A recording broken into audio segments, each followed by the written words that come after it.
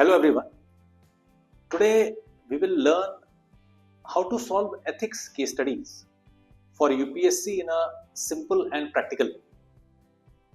Now many students read ethics theory, but when a case study comes in the exam, they get confused about how to start the answer. So in this session, I will show you an easy structure which you can use in almost every case study. Now let us take a simple example.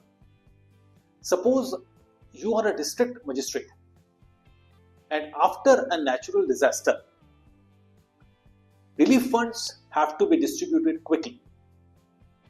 But at the same time, you are also facing political pressure to favor certain areas, while some general people may be left out. Now, this is a real administrative dilemma, and UPSC wants to see how you think in such situations. The first step is to identify the ethical issues. Now, here we see issues like integrity, fairness, accountability, and public trust. Now, you should always remember, before giving the solutions, first show that you understand the problem clearly. Now, the second step is stakeholder analysis. Ask yourself one question: who is affected by this decision? Citizens, administration, political representatives, media, and you as a public servant. When you mention stakeholders, your answer automatically looks mature. Now we think about options. One option is to follow political pressure, but then that is unfair. Another option is to strictly follow rules without communication, but this may create a conflict. So, a better option is transparent and data-based distribution with proper communication.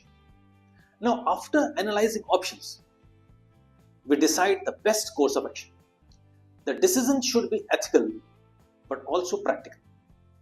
As an administrator, you must follow rules, maintain transparency, and keep public interest as the priority.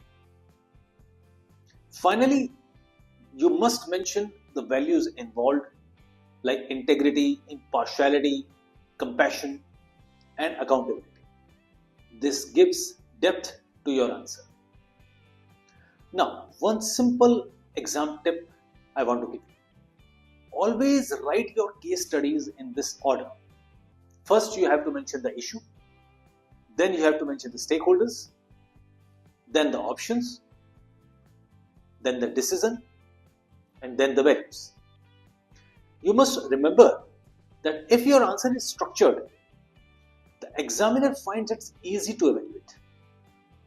So keep in mind, ethics case studies are not about ideal answers. They are about balanced and practical thinking. So if you follow a clear structure, solving case studies becomes much easier. Now, this is the same practical framework I use while mentoring UPSC aspirants, and it helps them approach ethics case studies with clarity and confidence. Thank you.